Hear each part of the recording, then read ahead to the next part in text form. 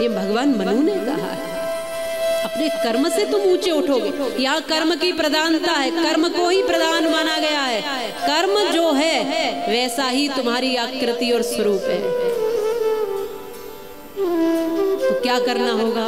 पुनः हमको शास्त्रों की ओर लौटना होगा, थोड़ा थोड़ा थोड़ा थोड़ा लौटना होगा। हमने माताओं को शास्त्रों से दूर किया, इनको अधिकार ही नहीं है वेद पाठ करने का, अध्ययन करने का। इसकी विकृति हम देख रहे हैं समाज में। हमारे बालक, अरे जो माता गीता पाठ करेगी, जो माता उपनिषद पढ़ेगी, जो माता दर्शनों का थोड़ा ज्ञान रखेगी, उस माता के ही रामकृष्ण, लवकुश, ध्रुव, प्रहलाद आ सकते हैं, हनुमान आ सकते हैं। और जो माता पूरे दिन नाटक देखती रहेगी, उसके तो नाटकबाज औलादे ही पैदा होने वाले। अब देखिए, जो पूरे दिन फिल्में देखेगी, नाटक देखेगी। आज हमने क्या किया? मातृशक्ति को जब शास्त्रों से, उसके मूल से दूर किया, तो वो किसी दूसरी जगह पर चली गई। आज ज्यादातर लड़कियां जो है मॉडल बनना चाहती है, हीरोइन बनना चाहती है, और बिल्कुल बनावटी मेकअप में, श्रृंगार में ही लगी रहना चाहती है। वास्तविक कितनी लड़कियां हैं जो खिलाड़ी बनना चाहती है, मेहनत करना चाहती है। हमने उनको एक दूसरी स्थिति में दे दिया कि तुम बस सज कर संवर कर बस सुंदर दिखती रहो और बैठी रहो, तुम्हें कुछ करना नहीं है, तुम्हें कुछ नहीं करना, तुमको पुरुष बस देखता रहे और तुम श्रृंगारित बनी बस बैठी रहो, एक मूर्ति बन जाओ, इतना सा कर लो बस। यही हुआ है समाज में। माँ भगवती की कथा कहती है, तुम केवल यहाँ सजने संवरने नहीं आए हो, इस बाहरी चमड़ी को ही निखारने नहीं आए हो, तुम भी ज्ञान प्राप्त करके मोक्ष पाने के लिए आए हो। तुम भी एक दिव्य आत्मा हो, तुम्हारे भीतर भी ज्ञान और प्रकाश का भंडार है। तुम अपने आप को जानो, बनो, अच्छी अच्छी खिलाड़ी बनो। आज तो बेटियां बहुत आगे जा रही हैं, लेकिन फिर भी उतनी संख्या में नहीं। आज हिम्मत करके बेटियां आगे बढ़ी हैं, पर जाना चाहिए, कुछ अच्छा करना चाहिए। आज विदुषियां विद्वता में आगे आनी चाहिए, बेटियां धर्म की रक्षा के लिए आगे आनी चाहिए। हर फील्ड में बेटियों को आगे आना ही पड़ेगा, और ऐसे ऐसे कार्यों में जो आज की जरूरत है। वो कब होगा? सारी समस्याओं का निदान एक ही है, जब हम अपने मूल से जुड़ जाएंगे, तब हमको हमारा मूल अस्तित्व समझ में आएगा। अभी हमें पता ही नहीं है हम कौन। हम तो सोच रहे हैं कि बालों की 4 तरह की कटिंग करवा के ही हम सबसे सुंदर लग सकते। हमको ये पता ही नहीं है कि हमारी सुंदरता बाहर के आभूषण से नहीं है, बाहर की साड़ी और कपड़ों से हम सुंदर नहीं है। ये नारी शक्ति को बोध करना पड़ेगा कि तुम्हारी सुंदरता तुम्हारे कर्म से है। तुमको कर्मठ बनना पड़ेगा। तुमको केवल सजावटी का श्रृंगार नहीं हो, तुम कोई मूर्ति ऐसी नहीं हो जिसको सजा करके फ्रेम में बंद करके बिठा दिया जाए और दुनिया देखती रहे। अरे तुम प्रदर्शन का नहीं, तुम तो दर्शन का विषय हो देवियों। इसलिए जाओ, लोग तुम्हारा दर्शन करें, तुम्हारा प्रदर्शन करके उपयोग न करें। तुम उसके लिए आई हो इस धरती पर, ये भगवती की कथा बताती है। लेकिन हम भूल गए, हमने अपना ही दर्शन नहीं किया तो कोई और क्या दर्शन करेगा। हमको प्रदर्शन की वस्तु बनाया, हमको भोग की वस्तु माना। हर एक विज्ञापन में नारी को खड़ा कर दिया चौराहे पर आधे कपड़े पहना करके। क्या किया हमने नारी को विज्ञापनों में? अरे जूते का चाहे विज्ञापन है, चाहे कुछ भी हो, अरे कुछ भी विज्ञापन है, महिला को माध्यम बनाकर आधे कपड़े पहनाकर खड़ा किया है। ये भोगवादी दृष्टि अच्छी नहीं होती है, ये समाज को पतन की ओर ले जाएगी। इसलिए मातृशक्ति को जागना पड़ेगा। केवल तुम बाहरी सुंदरता के लिए नहीं, भारत को विश्व गुरु बनाने में तुम्हारा बहुत बड़ा हाथ था, इसलिए तुम विदुषी रही थी।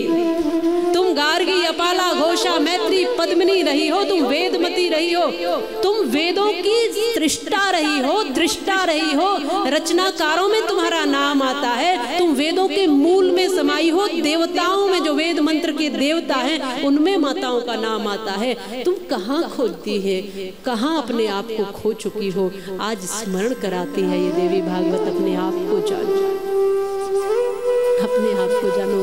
पूरा जीवन बस सजाती रहोगी अपने आप को, बाहर से या कुछ भीतर से भी सजाने का प्रयास करोगी देवियों, जानो अपने आप को, पहचानो अपने आप को, और अपने आप को पहचान गई तो तुम्हारी संतानें फिर हनुमान जैसी पैदा होंगी। जरूर ऐसा संभव हो। आज पर्दे की चीज को पर्दे पर दिखाकर वो स्टार हो गई, मगर भारतीय संस्कृति उसी वक्त तार तार हो गई।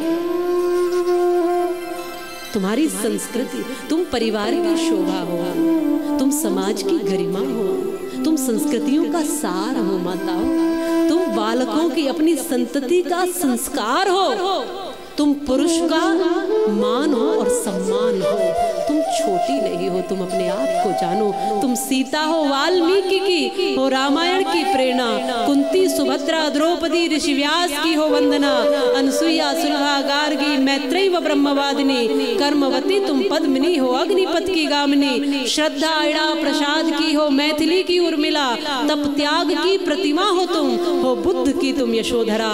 नाटक में, उपन्यास में, काव्य के विनोद में पलता रहा भविष्य है सदा तुम्हारी गोद में, सदा तुम्हारी गोद में, सदा तुम्हारी गोद में। तुम निर्मात्री हो, तुम ब्रह्माणी हो। वेद कहता है अधा पश्वस्य मोपरी संतराम पादकौ हर कष्प्लकौ मात्रे दर्शन स्त्री ब्रह्मा ववुविथा। तुम्हें वेद सुशोभित कर रहा है, मनु महाराज सुशोभित कर रहे हैं, यत्र नार्यस्तु पूज्यन्ते रमन्ते तत्र देवता कहकर। तुम्हें शास्त्रों का सार सुशोभित कर रहा है। तुम स्वयं लक्ष्मी हो, तुम्हें क्या जरूरत है किसी के शोभायमान होने की? तुम अपने आप में शोभायमान हो, तुम्हें कोई और शोभायमान क्या करेगा? तुम अपने आप में सरस्वती हो, तुम अपने आप में संगीत हो, तुम अपने आप में मिठास हो, तुम अपने आप में वात्सल्य हो, तुम अपने आप में करुणामयी हो, तुम अपने आप में कालिका हो, सबला हो, प्रबला हो, तुम अपने आप में सबसे ऊंची हो। लेकिन आज कई बार बेटियां कहती है कि हम लड़कों से कम थोड़ी है, हम उनकी बराबरी करेंगे। मैं उस समय कहती हूँ क्या बराबरी करोगी? तुम इनसे बहुत ऊंची हो, बराबरी करने के लिए तुम्हें नीचे आना पड़ेगा। तुम इनसे बहुत ऊंची हो, तुम्हें देवी भगवती माना है। जिस आदि शक्ति ने ब्रह्मा विष्णु महेश को बनाया, तुम उस आदि शक्ति का स्रोत हो, तुम्हें नीचे आना पड़ेगा इनकी बराबरी करने के लिए। क्या कर रही हो फिर बराबरी में? बोले ये सिगरेट पीते तो हम भी पिएंगे, ये शराब पीते तो हम कौन से कम है, हम भी बीच रोड पर खड़े होकर के पिएंगे। ये जो कार्य कर रहे हैं हम पीछे थोड़ी है, हम करेंगे क्या? ये संसार तुमसे पैदा हुआ है, तुम जननी हो इस संसार की, इसलिए तुम बहुत ऊंची हो। तुम अपने ऊंचे पद से नीचे क्यों आते हो? आओ पुनः, मेरा ऐसा निवेदन भी है, भाव भी है कि पुनः हम अपनी संस्कृति और संस्कारों की ओर बढ़ें। इसका मूल केवल एक ही है, वेद, दर्शन, उपनिषद, अपने शास्त्र।